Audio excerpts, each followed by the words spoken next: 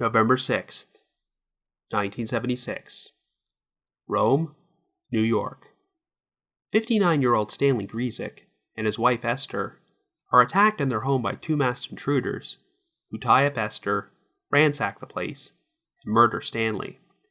Even though the original autopsy report claims that Stanley was stabbed to death, his son finds a shell casing inside the house, and an exhumation of Stanley's body reveals that he was shot. Over a decade later, a new investigation uncovers evidence that the two perpetrators were hired to break into Stanley's house, and that his death may have been connected to illegal activities involving his deceased brother, but no one is ever brought to justice for the crime. After that, the trail went cold.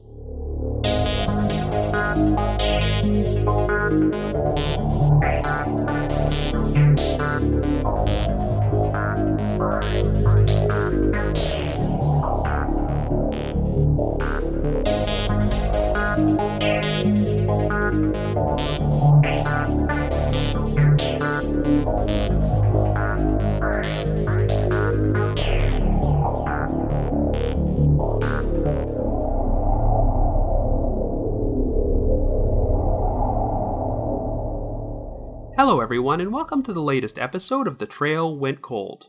I'm your host Robin Warder, and today we will be profiling a very odd case which was featured on Unsolved Mysteries, the 1976 murder of Stanley Gryziec. I actually consider this to be one of the more underrated segments from Unsolved Mysteries, as the case has never really gotten a lot of discussion, but it's definitely a strange story. It involves the death of a man named Stanley Gryziec, who was murdered by two masked men during a home invasion. They spent a great deal of time ransacking the place, but no one knows what they were looking for, or if they found it. This is a pretty convoluted case involving allegations of a police cover-up, an illegal activity at a local bar, and the biggest mystery is the motive for why this crime took place. By all accounts, Stanley was a very honest, law-abiding individual who seemed like the last person you'd expect to be caught up in something like this, but it's possible he was targeted because his recently deceased brother had been involved in something shady. So we're going to explore this entire story and try and figure out the most logical explanation for what might have happened here. However, before we get started, just a quick reminder that The Trail Went Cold is a weekly podcast which is currently available for download on several platforms, including iTunes, Stitcher, and Google Play Music. So if you like this podcast, be sure to subscribe to it, and please leave us a rating or review on any of those sites to help spread the word and garner us more exposure. The Trail Went Cold is finally on Patreon, so if you would like to learn how to support the show, please visit our page at patreon.com/thetrailwentcold. For as little as $1 a month, you can garner access to exclusive rewards, which may include stickers and thank you cards, early access to episodes, and bonus content. So with all that out of the way, let us now explore the unsolved murder of Stanley Gryziec.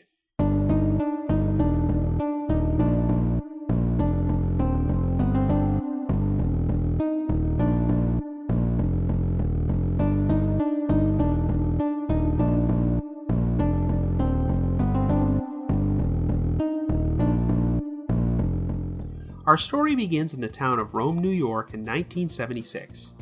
Our central figure is 59-year-old Stanley Gryziec, who lives with his 54-year-old wife, Esther. The couple have been married for 33 years and have 3 children. Stanley has 5 siblings, and 2 of his brothers, Peter and Bernard, help him run a family-owned gas station and liquor store, which are located right next to Stanley's house.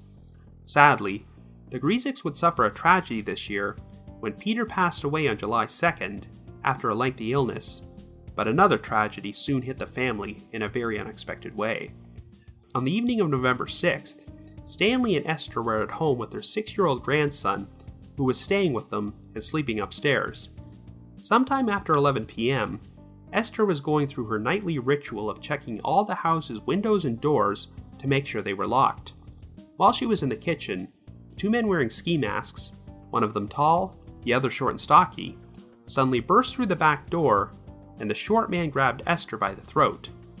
It wasn't long before Stanley, who had been running a bath for his wife, came running downstairs and entered the dining room, where he immediately got into a struggle with the taller man. The other intruder remained in the kitchen and started choking Esther until she momentarily went unconscious and fell to the floor. When Esther regained consciousness, she essentially started playing dead and kept holding her breath. She proceeded to lie face down without making a movement, while her assailant handcuffed her behind her back and tied her arms to her feet. While this was going on, Esther caught a glimpse of the man placing a pearl-handled gun down on the floor in close proximity to her face. After Esther was tied up, he picked up his gun and left the kitchen. Esther was deaf and required the use of a hearing aid, but it had been knocked out of her ear while the intruder choked her. As a result, Esther could not hear what the two men were doing inside the house, but she knew they were still there because she could feel the vibrations from their movements on the floor. Esther remained motionless for nearly an hour, until the handcuffs were removed from her wrists, though her arms and feet remained tied together.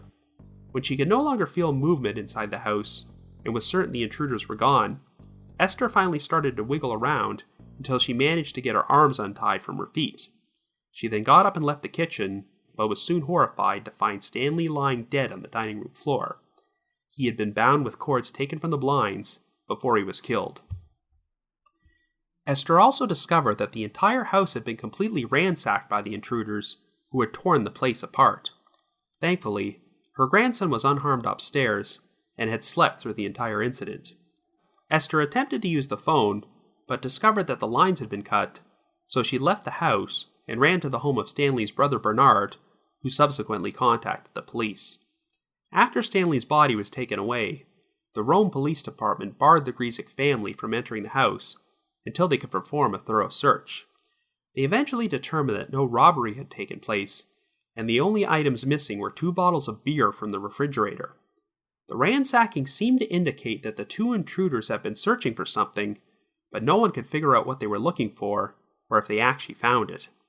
The following day, Stanley's son, Martin Gryziec, went looking through the house and came across a spent shell casing on the floor underneath the dining room table. Needless to say, this took him by complete surprise, as police had already performed an extensive search of the house following the murder, and the shell casing was lying right on top of the rug, so it wasn't easy to miss. Regardless, Martin picked it up with a pencil, put it inside a plastic bag, and contacted the police.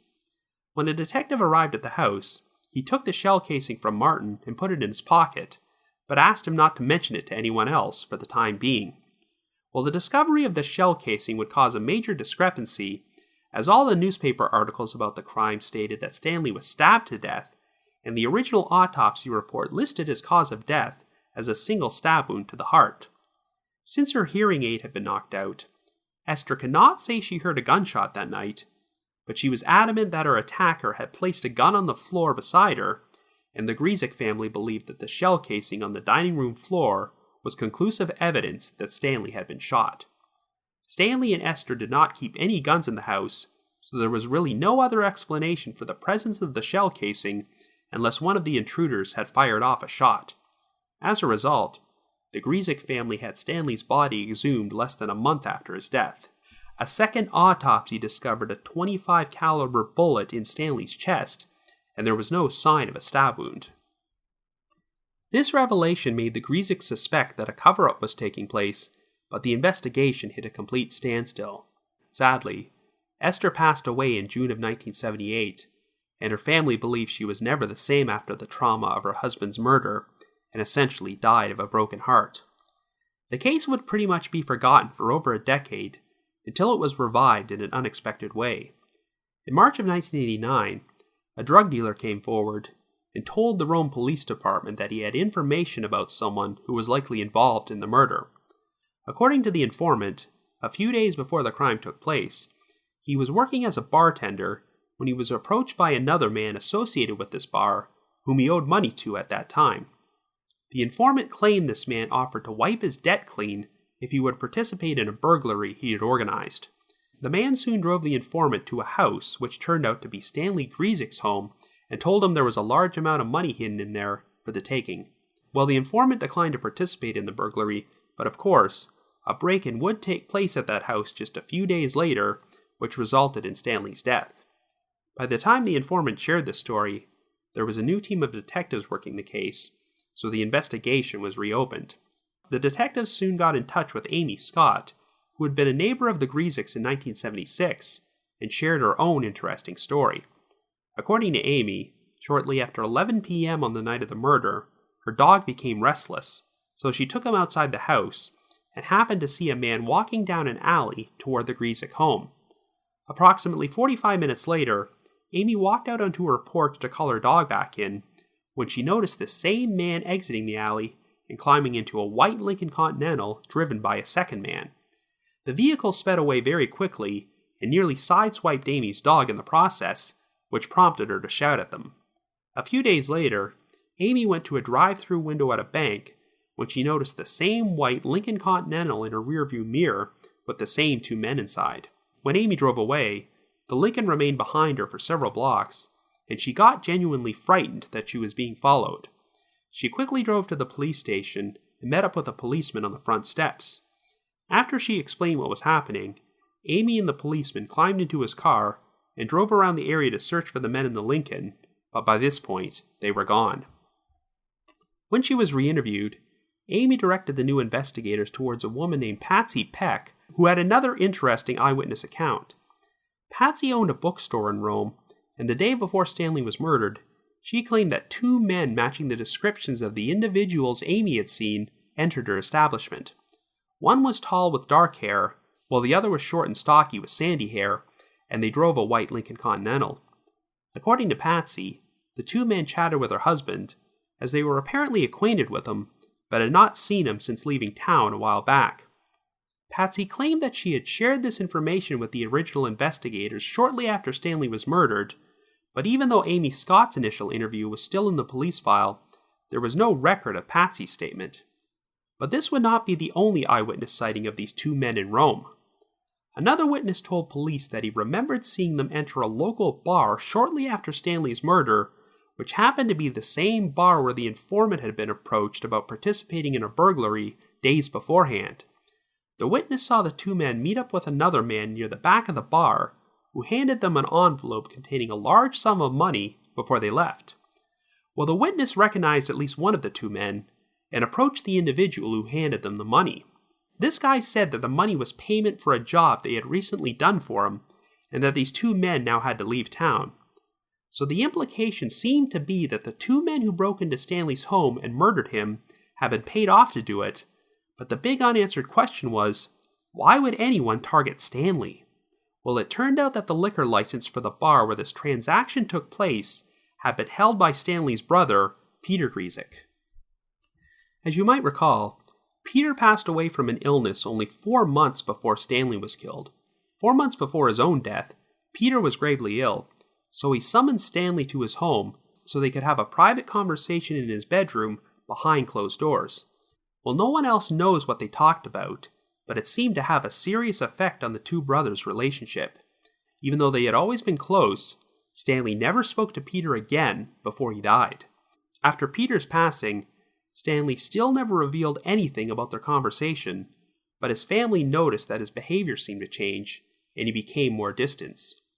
During a visit with his daughter Patricia, Stanley surprised her by saying, "I don't know when I'll ever see you again." This turned out to be the last time Patricia saw her father alive, as he was murdered shortly thereafter. Anyway, the bar Peter was involved with eventually closed down after its liquor license was revoked in 1982.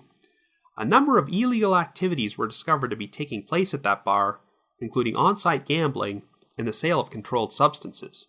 By the time the investigation into Stanley's murder was reopened years later, crucial evidence had disappeared without explanation, but they were able to get the case featured on Unsolved Mysteries in October of 1990.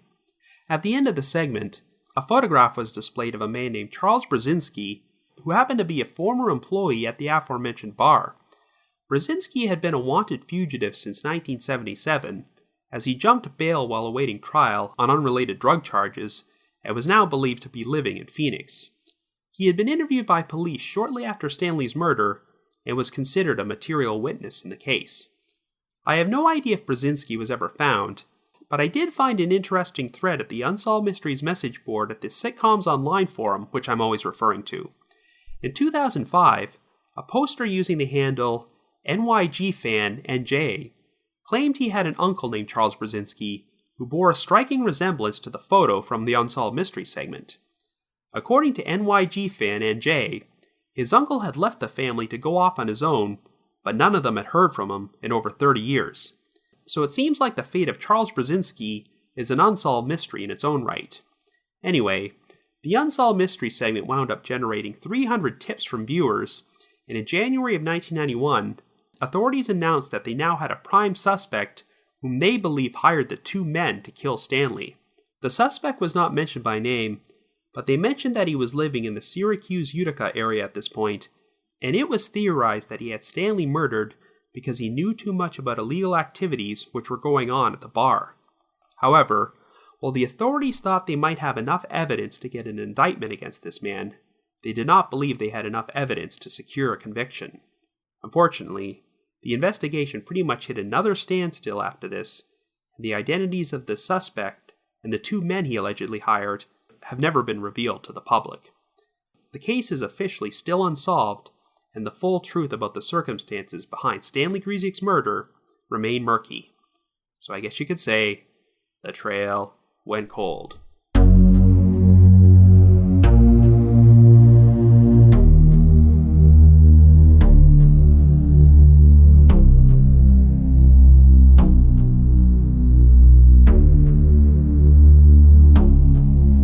Well, needless to say, I'm always perturbed by cases in which ordinary, law-abiding citizens who seem to have no dark secrets in their life are murdered in what appears to be a professional hit. The evidence clearly suggests that at least 3 people were involved in Stanley Gryziec's murder, and that he was killed after someone paid off 2 individuals to break into his house. It seems like the authorities have a pretty good idea who the perpetrators were, but the big mystery here is what the motive could have been. I get the sense that a lot of people in Rome probably knew who was responsible, but the investigation remained in limbo for over a decade until the right witnesses were willing to talk.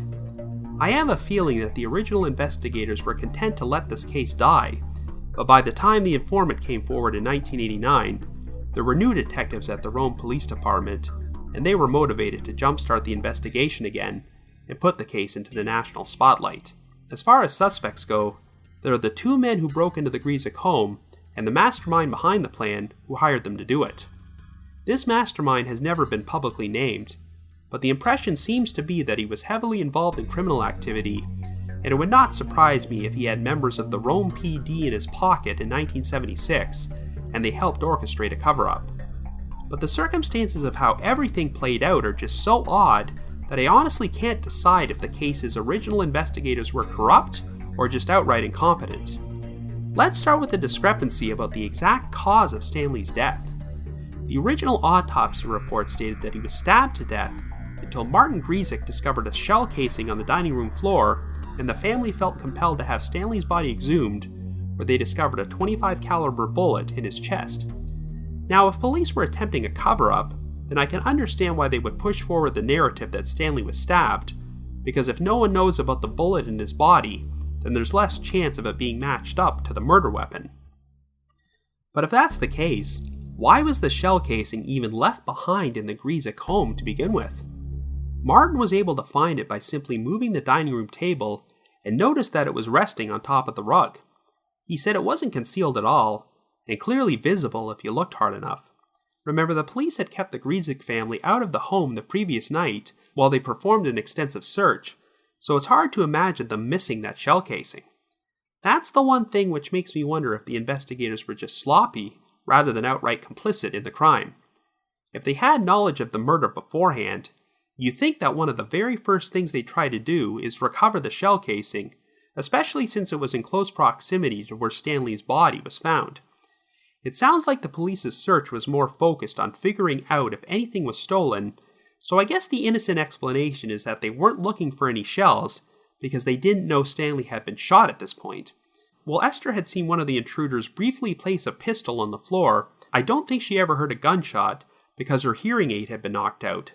So the police may have gone into the house under the impression that a gunshot wound was not the cause of death. Still, if overlooking the shell casing was simply an honest mistake, it seems pretty sloppy that the police would miss it, since it sounds like it was pretty easy to find. It's also hard to know whether the mistakes in the original autopsy report were intentional. They concluded that Stanley was stabbed to death, But did they really mistake a gunshot wound for a stab wound and completely miss a bullet in his chest while performing the autopsy? You'd think that if they wanted to cover up the fact that Stanley was shot, they would have removed the bullet before he was buried. I guess the most suspicious detail is that when Martin turned the shell casing over to a detective, he was told to keep quiet about it for the time being. I'm not entirely sure what happened to the shell casing. When the investigation was reopened over a decade later, it was apparently discovered that crucial evidence had been lost, but it's unclear if one of those pieces of evidence was the shell casing. The other red flag was when Patsy Peck was re-interviewed about her encounter with the two men in her bookstore on the day before the murder, and she claimed she shared this information with investigators back in 1976, but there was no record of her statement in the original file. It's interesting how Amy Scott's original statements about these two suspects was still in the file, but Patsy Peck's were not. This may have something to do with the fact that Patsy seemed to know these guys personally, but we'll get back to that in a moment. For now, let's talk about the drug dealer who came forward in March of 1989 and reignited the investigation. Now, we have no idea who this guy is, as he was interviewed on Unsolved Mysteries in Silhouette and concealed his identity. But I'd be really curious to know what compelled him to suddenly come forward after 12 years. If he was facing legal trouble at this time, and trying to cut a deal of some sort by sharing information about an unsolved cold case, that would be one thing. But if he came forward of his own volition, that would lend credence to the idea that he was telling the truth. According to the informant, while he was tending bar, he was approached about participating in a burglary and was even driven to Stanley Gryziec's house. So obviously, when Stanley turned up dead in a home invasion a few days later, he had to have known there was a connection, but he stayed silent about it. I guess that's not hard to understand, since the informant was a criminal, and it sounds like the person who approached him was an influential individual, so he probably felt his life would be at risk if he talked. I have to wonder if the informant knew this guy had the police in his back pocket at that time, and the only reason he felt comfortable coming forward a decade later is because there were new detectives working at the Rome PD by this point, and he felt like he could trust them. I can understand there being credibility issues with this guy, given that he's an admitted drug dealer, but there did seem to be corroboration to his story when another witness saw two men getting paid off at the same bar after the Gryziec murder took place. It's never been explicitly stated if the man who approached the informant about the burglary and the man who paid off these two suspects were the same person, but I get the impression that they are. I find it very likely that after the informant turned down the offer to participate in the burglary, the other two guys were hired instead. By the sound of things, the two men used to live in Rome, but had since moved away. They returned there to commit the crime, and then left again shortly thereafter. So now let's discuss the other two witnesses, Amy Scott and Patsy Peck. I think it's a given that Amy Scott saw the two men who invaded the Gryziec home and murdered Stanley, but I do wonder about Amy's account about being tailed by them a few days after the crime took place. Not that I think she's making the story up, but perhaps it was just a coincidence that they happened to be driving in the same area, and she became paranoid that they were following her. The only thing I question is whether these two men would have even known who Amy was, but she did say that she shouted at them when they sped out of the neighborhood that night and nearly sideswiped her dogs. If those guys actually heard Amy yelling, they might have become concerned that she had seen them leaving the murder scene, which is why they decided to tail her a few days later, but backed off when she stopped at the police station. Now, Patsy Peck's eyewitness account is a bit more confusing because she claims she saw these two men in her bookstore the day before the murder, but the implication seems to be that she actually knew their identities because they were acquainted with her husband. It sounds like this was the first time she'd seen them in quite some time, since they hadn't lived in Rome for a while, but if Patsy and her husband knew who these guys were, did they not provide their names to the police? The Unsolved Mystery segment doesn't make that clear. However, I would not be surprised if Patsy did provide their names during her initial interview in 1976, but if the police were complicit in the cover-up, that would explain why her statement was missing from the file when they reopened the case 12 years later. It's also implied that the witness who saw these two men get paid off in the bar also knew who they were, as he apparently approached the guy who paid them off and asked, "Wasn't that so-and-so?" Now, even if law enforcement knew the two men's identities, I can understand why they did not disclose this on the show. People clearly knew the identity of the individual who paid them off, but his name was not disclosed either, because you can't go publicly naming people as murder suspects on national television unless you have very strong evidence. But the confusing part is that the Unsolved Mysteries segment showed composite sketches, very creepy composite sketches I might add, of the two suspects who were believed to be responsible for the attack on the Gryziec home. If they actually knew the identities of these two suspects, why were they releasing composite sketches? Anyway, shortly after the Unsolved Mysteries segment aired, the authorities announced that they had received a number of tips which pointed them towards a prime suspect. The implication seems to be that the suspect was the individual who hired the two men to break into the Gryziec home, but they never specified if they actually knew the identities of those two perpetrators. The only name that law enforcement has ever released to the public was Charles Gryziec, who was a former employee at the bar and considered a material witness in the case. I guess they felt comfortable releasing Gryziec's name and photograph because he was technically a wanted fugitive after he jumped bail in an unrelated drug case. But it doesn't look like they ever found Gryziec, and it's unclear what his exact connection was to the Gryziec murder. Quite frankly, it would not surprise me if Gryziec was already dead by the time the Unsolved Mysteries segment aired. It sounds to me like the authorities had a pretty decent circumstantial case against their prime suspect back in 1990. You had one witness who claimed this man had approached him about breaking into the Gryziec home, as well as a witness who saw him paying off two men who were seen outside the Gryziec home by another witness on the night of the murder. But it seems like they just didn't feel confident this evidence was strong enough to secure a conviction if they brought the case to trial. They may have feared there would have been credibility issues with the witnesses who connected this suspect to the crime, especially since one of them was an admitted drug dealer. Overall, the investigation just seemed to lack that one crucial piece of evidence needed to close the case. Personally, I think one issue which may have prevented the authorities from prosecuting this case was the lack of apparent motive. There's definitely strong evidence that someone orchestrated a break-in at the Gryziec home, which ultimately led to Stanley's murder, but the hardest thing to figure out is, why? Well, by all accounts, Stanley Gryziec was a very honest individual who never would have involved himself in criminal activity, but his honesty may have been the very reason he was targeted. The key to this case is definitely Stanley's deceased brother, Peter. We know that he held the liquor license to a bar in which some very shady things took place, such as gambling and drug dealing, and this establishment wound up having its license revoked and shutting down years later. Since all the evidence seems to point to the crime being orchestrated in this very same bar, there has to be a connection. All these events can probably be traced back to the private closed-door conversation that Stanley had with Peter while he was ill. Whatever Peter told Stanley, it must have been pretty bad if it could cause two otherwise very close brothers to cease contact with each other while one of them is on his deathbed. One of Stanley's daughters was interviewed during the Unsolved Mystery segment, and she said that her father might have been willing to look the other way if he knew his brother was involved in gambling, but would draw the line if it involved illegal drugs. There really isn't much information out there about Peter, and even though he held the bar's liquor license, it's unclear how much involvement he might have had with any of the illegal activity which took place there.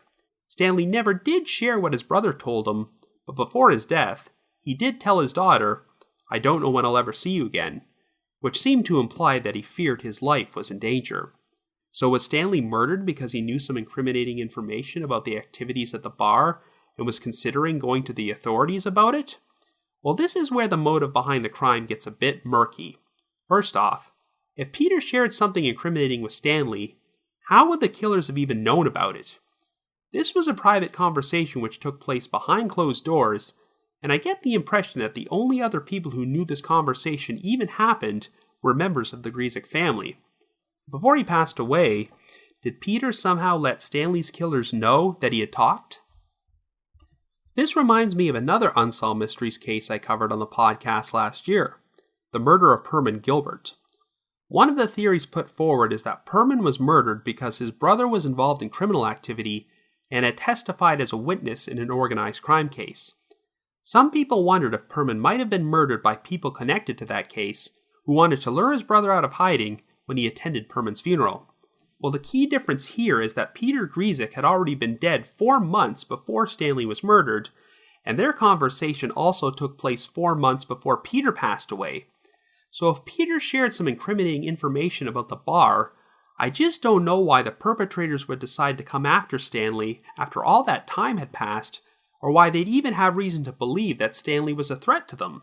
The big unanswered question in this case is what exactly the two intruders were looking for when they ransacked the Gryziec home. The only thing discovered to be missing were 2 beers from the refrigerator, so there are 2 possible options here. A, the intruders did find what they were looking for, but since Esther and the rest of the Gryziec family were not aware of its existence, they didn't notice it was missing. Or B, the intruders were looking for something which did not even exist in the first place. Even if the intruders came into the house with the intention of killing Stanley, it's unclear if they wanted to kill Esther. They did choke her into unconsciousness, and Esther said that she pretty much played dead the entire time the intruders were there, but I think that if they wanted to kill Esther, they would have just fired a bullet into her rather than go to the trouble of handcuffing her and tying her up. It was not mentioned in the Unsolved Mysteries segment that the Gryziec's 6-year-old grandson was spending the night with them and sleeping upstairs throughout this entire ordeal. I'm not sure if the intruders even knew that the boy was in the house, but they left him unharmed and didn't feel too concerned about restraining him. So it's possible that Stanley was the only person killed because the perpetrators believed he knew something, but there's also an alternate explanation. According to the informant who came forward in 1989, when he was approached about participating in the job, it was referred to as a quote-unquote burglary. However, the actual break-in does not fit the profile of a burglary because even though the place was torn apart, nothing valuable was taken. But what if they were looking for something valuable which wasn't actually there? The informant was apparently told there was a large amount of money inside the house, but unless Stanley had a secret stash that his family didn't know about, this certainly wasn't true. So I could see a scenario where the person who orchestrated this job wrongly assumed that there was money up for the taking, so the intruders tore apart the house looking for cash which did not exist. If Peter was involved in something illegal, such as gambling or drugs, he may have been skimming money from whoever he worked for, or they were simply under the mistaken impression that he was skimming money. After Peter died, they assumed he passed this money on to his brother, who was keeping it hidden inside his house. When the intruders ransacked the place and discovered there was no money, they may have believed Stanley was holding out on them, which eventually led to them firing a bullet into him. A parallel could be made between this scenario and the 1959 murders of the Clutter family, which, as you probably know, was the subject of the iconic true crime book In Cold Blood. In that case, the 2 perpetrators broke into the Clutter home because they were under the mistaken impression that there was a safe containing around $10,000 in cash. When they discovered this was untrue, and that no such safe existed, they responded by murdering the entire family. I guess the main issue with figuring out how these events transpired is that Esther's hearing aid was knocked out, so she never heard a gunshot. As a result, no one knows the exact time Stanley was killed, and whether he was shot before or after the 2 men finished ransacking the house. I don't know. It seems to me that if they were looking for something and couldn't find it, they might have attempted to make Stanley talk by threatening the life of his wife or his grandson if they knew he was in the house. But this never occurred, as Esther was not disturbed at all during the entire time she was lying on the kitchen floor. So part of me wonders if the intruders actually did find what they were looking for. I have my doubts that Stanley would have been stashing drug or gambling money inside his house, but what if his brother's confession had caused him to uncover a key piece of evidence about illegal activity at the bar, which he was planning to turn over to the police? When the intruders found the evidence, they killed Stanley, but did not feel the need to kill Esther because she didn't know anything about it. They subsequently left with the evidence and destroyed it before they were paid off by the person who hired them and skipped town. Overall, this is just a frustrating case because I get the impression that law enforcement reached the point where they knew what happened and who was involved, but there was just one key piece of the puzzle missing, which prevented them from making any arrests and bringing this investigation to a close. I get the impression that a number of people in Rome likely knew who was behind the murder, but either out of fear or complicity, they kept quiet about what happened, and by the time the investigation was rejuvenated and there was a serious attempt to find justice, too much time had passed, and a lot of key pieces of evidence and potential witnesses were no longer around. Whatever the case, you have to feel immense sympathy for Stanley Gryziec, who lived his entire life on the straight and narrow and was likely killed because of something his brother was involved in. The whole situation was also a terrible tragedy for his wife Esther, who survived the ordeal, but the trauma of losing her husband completely devastated her. In the words of her family, Esther essentially died that night as well, and merely existed for the next 19 months before she passed away. Sadly, after all this time, I'm not sure this case can ever truly be solved, and in all likelihood, the people responsible are probably dead by now. Even though their identities have never been revealed publicly, it seems that a lot of people know who orchestrated this crime and who the two killers were, but the big mystery in this case is not so much the who, but the why, and I'm not sure we'll ever know the full truth about how this crime came about and why Stanley was targeted. I don't know if anyone can still be prosecuted at this point, but should you happen to have any information about the unsolved murder of Stanley Gryziec, please contact the appropriate authorities. But if you have your own thoughts about what happened, feel free to leave me a comment or send me an email at robin.warder@icloud.com. That's robin.warder@icloud.com. Another reminder that The Trail Went Cold is on Patreon, so if you have a moment, please visit patreon.com/thetrailwentcold to learn how you can support our podcast and become eligible for some pretty neat rewards. We've released some exclusive bonus episodes for our patrons in tiers 2 and 3, and we'll be releasing another new one within the next few weeks. So to learn more information, feel free to visit our Patreon page. I'd also like to take this moment to give a shout out to our most recent listeners who have signed up to support us on Patreon, and they are Christina S., Brooke, and the Murder in My Family podcast. Thank you all so much for your support. I also just wanted to give another shout out to my supporters at the aforementioned Unsolved Mysteries message board at the Sitcoms Online forum and the Unresolved Mysteries subreddit. Need to provide a big thanks to Miguel Foote, who edits and assembles this podcast together for me, and Vince Nitro, who composes the eerie music you hear on every episode. If you haven't already, you can like us on Facebook, follow us on Twitter, or leave us a rating or review on iTunes, Stitcher, or Google Play Music. So have yourself a good week, and join me next Wednesday for a brand new episode of The Trail Went Cold.